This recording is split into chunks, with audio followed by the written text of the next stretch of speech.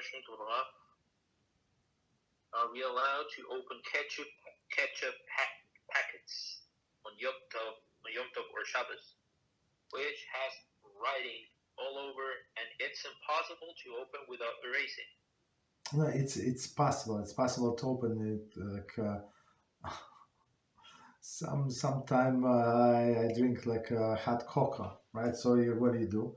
Also, the packet, many lines. You do scissors and carefully there is you cut and that's it, and then you throw out the packet. There is no problem. Same with ketchup, mustard, whatever you have.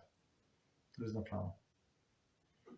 But do with the scissors. Don't try to do it with your hands, for sure.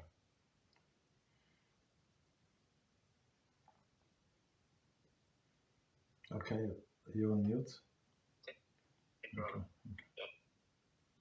Our friend says that if they have mamash writings all over the thing, there's no place. I mean, maybe we don't use those, but from long time ago, I remember when we go to take out some, they give you few. If they send me pictures, I will send group a picture. We will see. I mean, not today, but for the next hours. It's not I mean, writing would be the problem. But if it just colors, different colors, there is or no some meaningless shapes, some lines, curly lines, there is no problem.